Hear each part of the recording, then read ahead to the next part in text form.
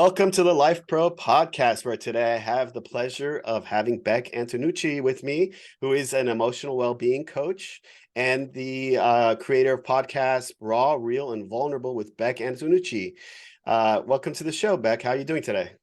Oh, I'm so excited to be here with you. And I just had my favorite coffee on the beach in Perth, Western Australia. So I'm feeling really good. The sunrise was like light purple and pink and light blue. It was beautiful. That sounds lovely. Today, our topic is self-trust, which means a lot of different things to a lot of different people. So I'm excited to get into that. But before we go there, why don't you start out and tell everybody about yourself and your journey?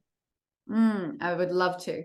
My name is Bek Antonucci. I'm an emotional wellbeing coach for women. And there's so much I could say about myself, but in terms of what I do in the world, which is potentially why you're listening and how I can make this about you, I really support women to connect to their own truth. So they're really clear of what their own internal desires, wants, needs actually are, because a lot of women weren't taught what that is and how to even honor what it is that we want. A lot of us haven't been asked what we want. And then from that place, once we're really clear on what our own truth is, I work with women to cultivate their own internal courage and worthiness, building that internal muscle of self-worth so that we can then go and activate our fuller self-expression in the world, use our voice really powerfully so that we can really manifest our desires, wants, needs, standards into reality. I'm such a stand for women breaking free from societal stigmas and being like really empowered within herself to choose herself in the face of anything and everything. So my journey stemmed from being bullied in school. I went to a prestigious all-girls school where I was bullied. And so my wound was rejection and really fearing that I would never fit in anywhere in the world. And life continually presented me with so many painful scenarios that was really teaching me and calling me forward to choose myself. And in the wake of that, the realization was, wow, why does the universe, God, source, spirit keep giving me all of these painful things? But I realized in the end, it was a call forward, a call to action for me to build my own internal self-trust to be able to be the woman that I am today. So that's kind of like a little gift of what I do and who I am. Tell us more about your coaching program and what is true transformation? What does that mean? So True Transformation is my signature coaching program. And for me, it's about the woman revealing who she really is from the inside out. I think that, like I said in the very beginning, we haven't really been asked as women, especially like I've grown up in a household where what dad says goes, strict Italian father. And so I've always been told, like, you're going to go to law school, you're going to get really great grades. And so I did all of those things because it was what I was told to do. And what that can do through our developmental stages of learning is take the child, the young woman, away from her own internal intuition and her own self-trust. And so we get to this age of 30, 35, 40, and we're scrolling Instagram being told by the world what we could go and get that we would bring us happiness. And then we go out in the world and we go and get the things. And then we look at all the things that we've gotten and we're like, oh my God, I'm not happy and I'm not fulfilled. But Instagram told me I would be happy if I went and got the boyfriend or the handbag or the job or the career or the business or the car. And my dad told me that I would be happy if I was successful. So now I'm a lawyer and I've gone to law school and I've got all of these things and all of these accolades and all of these achievements, but I'm so disconnected from myself. So true transformation is about bringing a woman back to her truest essence. So she knows what it is that's really going to fulfill her from the inside out. And then we walk a beautiful path together of creating actionable steps so that she can continuously lean into her courageous edges to create the life that she really said that she came here to live. Yeah, I love that. That's phenomenal work. And I'm sure it gives you a lot of gratitude to be able to affect lives so positivity like that. But going back to I feel incredibly grateful and incredibly fulfilled that I'm not even 35. I turn 35 next month. And to have a calling and a career that really lights me up from the inside out. I work with a lot of women who come to me that feel so disconnected from their desires and then also their purpose because they've done a job, a career that they thought would bring them some kind of safety, security, but not fulfillment. Right. And so for me, it's incredibly rewarding to see women break free from something that kept them so limited, suppressed, and small. It's really beautiful. Yeah, that's phenomenal. So going back to our topic of self-trust, how would you define self-trust? What does that mean? Self-trust is knowing that you've got your own back, no matter what. Self-trust for me is choosing you. Self-trust is making sure that your words match your actions, specifically and especially when no one's watching. So it's easy for me to commit something to you and even to show up and do that thing in the face of you. But who is Bek and who is Bek Antonucci when no one's watching and no one knows? In those moments when no one would ever see that I'm not choosing myself, do I choose to be a woman of my word, first and foremost to myself. And I feel the self-trust muscle is the most important muscle of all, because if we want to do courageous things, if we want to take bold actions, if we want to start a business, if we want to say something really vulnerable, if we don't have our own internal muscle of self-trust built, we're never going to do the hard thing, because in the face of that, in the face of fear, there's going to be a subconscious narrative running saying, well, if this doesn't go right, if that person rejects you, if that client doesn't sign up to you, if that person that you tell that you love says, I don't want to be with you, if you don't have self-trust and you don't believe that you have yourself, you choose yourself, you can hold yourself, you'll never do the scary thing, and you'll live kind of a surface level life, because there's so much fear that if anything goes wrong, you don't have your own back. So you're going to spend your life appeasing and curating the world to fit in and to feel safe in the face of them. But self-trust is really you building your own internal safety. Right. Is the reason why we don't trust ourselves fear of failure? Is that the component? Is that the major component? It can be. I would really look at the person's core wounds and explore what that is. Like for me, for example, rejection from the girls in school. For someone else, abandonment. Maybe their father walked out on them when they're age 2. Betrayal. So whatever it is that has created that wound of unworthiness, that for me would be the thing that rises to the surface when we're not choosing to trust ourselves. And is self-trust and self-confidence same thing in essence? I mean, I think self-trust for me is more courage. It could be confidence, it could be, but for me, it's more the courageous act that you desire to take. When you first ask your wife out on a date, when you ask her to marry you, when you there's being led by your heart, but there's also that internal trust and deep knowing of self that you get to take these courageous life actions. And if your wife says yes to marrying you or not, you're like, I'm staying so fiercely committed to my heart's truth because I know what I'm here for. And behind that, when we call ourselves spineless, one of my mentors said this to me the other day, we can lead from our heart, but if we don't have our backbone, which is our own self-trust, we're not going to take that courageous heart-led action. So trust is being lovingly boundaried and just having your own back. Yeah. How much does our intuition play in our actions in trusting ourselves?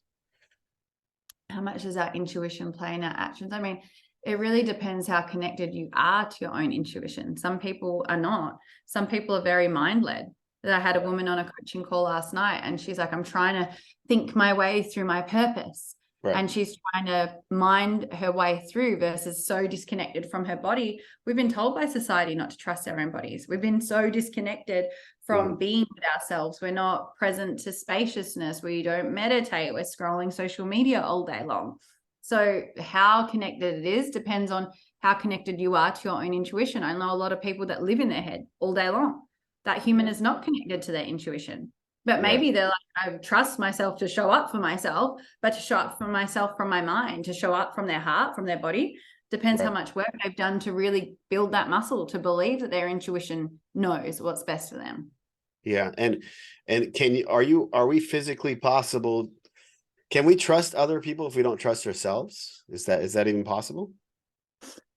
I mean, we can say that we can't, but I think, like, for example, my parents, they're incredibly reliable, beautiful humans. So even if I didn't trust myself, there's certain people that I'm like, well, my mum and my dad have got me no matter what. Yeah. So I think that's kind of a double-edged sword question where you say, oh, if you don't love yourself fully, someone else can't love you fully. There's that side of the coin, yes. And then also I think there is also certain circumstances and humans in your life where you're like, I don't trust myself in this moment. And I think also trust it's such a beautiful conversation. Like there's some scary things in my life right now that I have an internal knowing that I get to go and do. But the fear of disconnecting from things that I get to cut away to create possibility for the newness, that feels really scary. So in those moments where I'm doubting, I go to the people that I really trust and ask them for reflection and feedback to hold me through, because it feels really scary. So the trust is there, but the action feels so big and so scary. There's like, oh, I'm going to go to the people that I trust even more than myself in this moment to remind me of my power. Yeah. So I think you can definitely trust others, but you will have more meaningful relationships with more people when you fully trust yourself. Yeah. What's the process here? How does somebody build their self-trust? Easy and also not. But to start really very simple, I would put a client, like I had my Fully Expressed Woman Masterclass last night, which is all about women stepping into their fullest expression. And the underlying piece of it all is self-trust. If you don't trust yourself, you're not going to fully express yourself.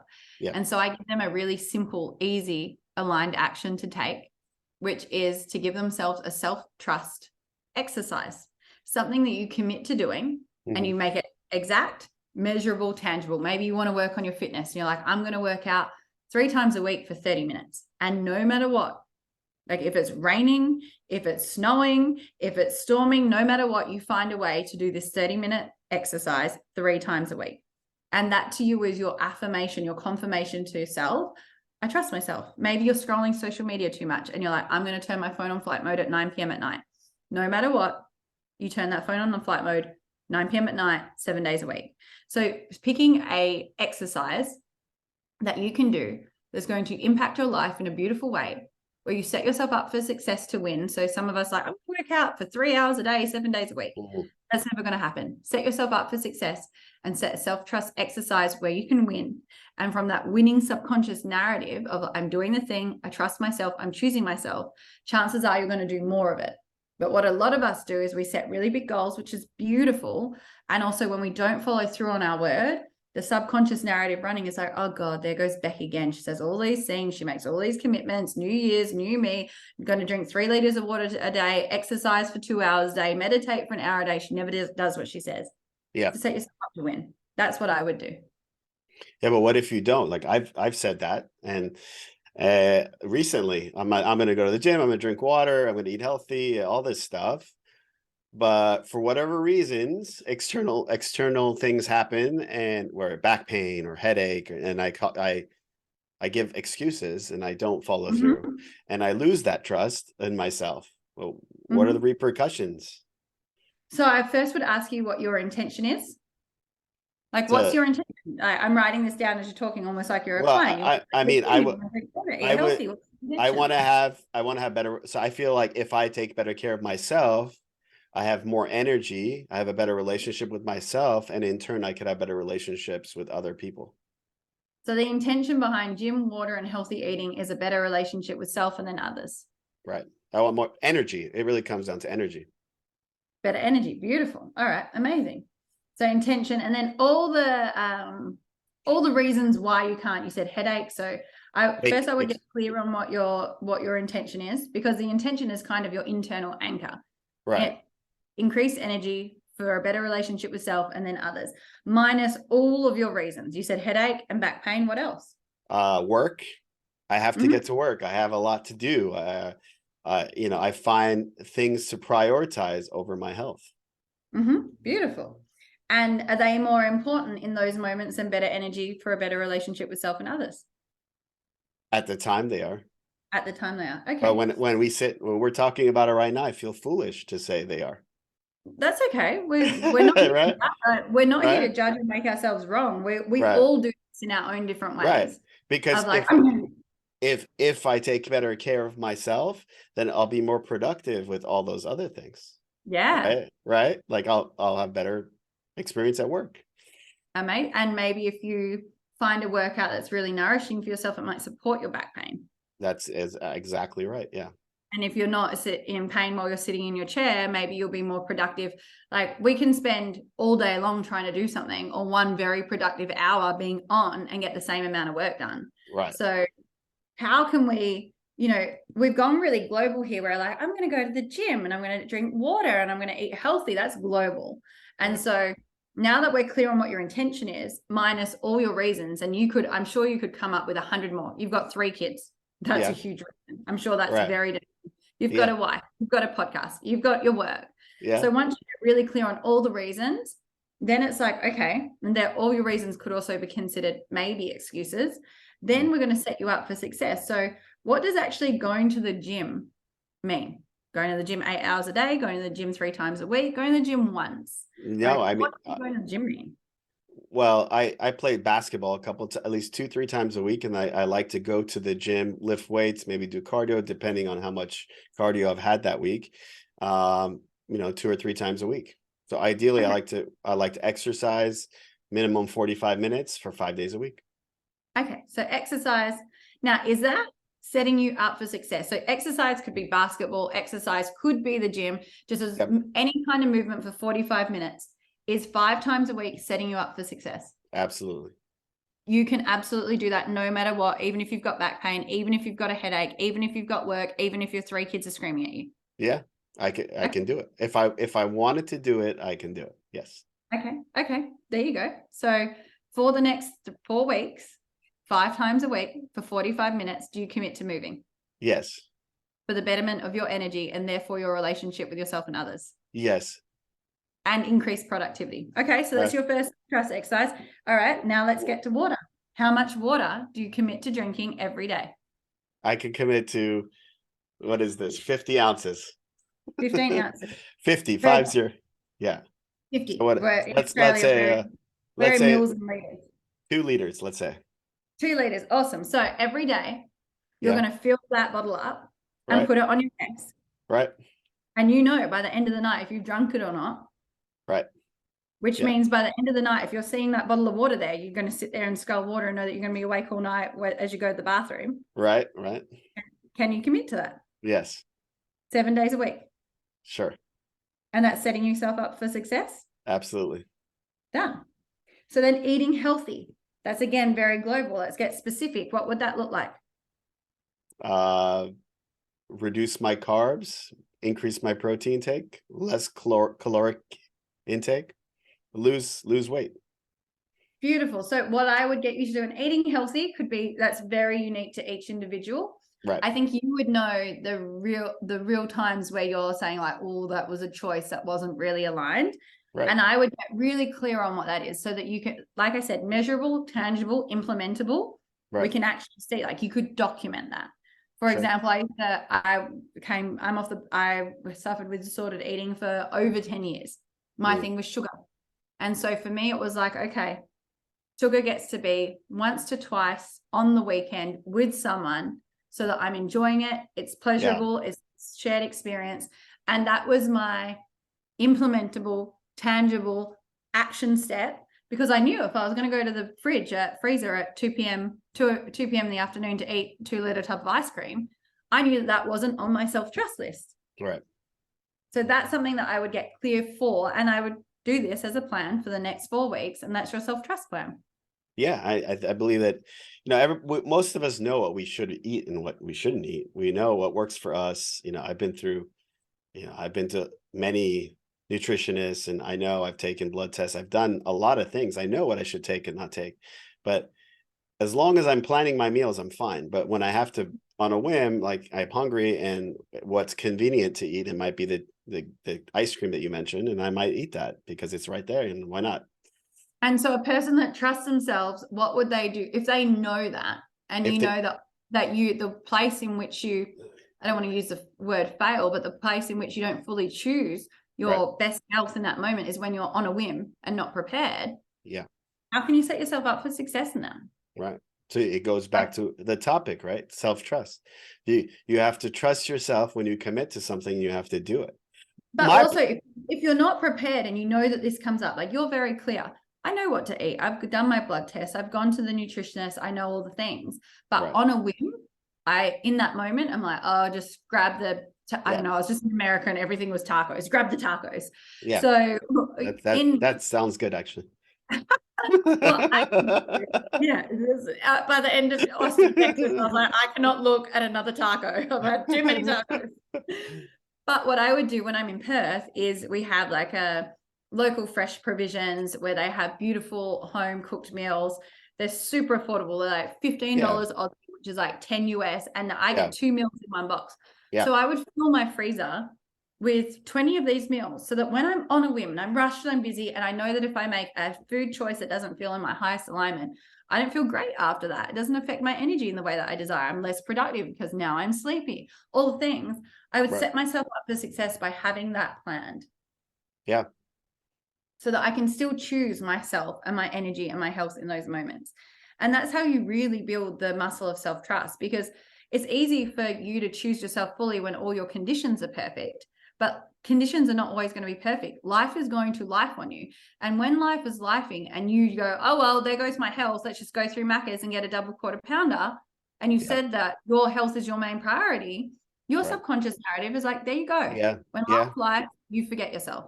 Yeah. And that truly is self-trust. Self-trust is like when shit hits the fan, do you have you? Yeah, absolutely. And then making that commitment to yourself and making sure that you trust yourself to follow through with those commitments. And we all have commitments, right? We have jobs and we have relationships, and all those come with commitments. So why should your health, and whether it's your health or whatever actions you have on a day-to-day basis, why should that be any different? You know, you need to respect yourself, and you need to be loyal to yourself, and that starts with trust and love. Trust and love. You have to self-trust comes with self-love. 100%. Yeah. So that was very empowering for me. And and it's like a light bulb kind of goes off when all those things that you said, and it was like, yeah, she's absolutely right. Like, I can do this. Why can't I? Well, there's no reason why I can't. And if I have a bad day, I can make up for that day. It's like we have the opportunity to make every day a masterpiece, whether that's with our health, with our work, or just maximizing, seizing the day. And I believe you're right. It starts with self-trust. 100%. So going down to our last three questions that we ask all our guests. LifePro podcast is, the concept is the manual to life.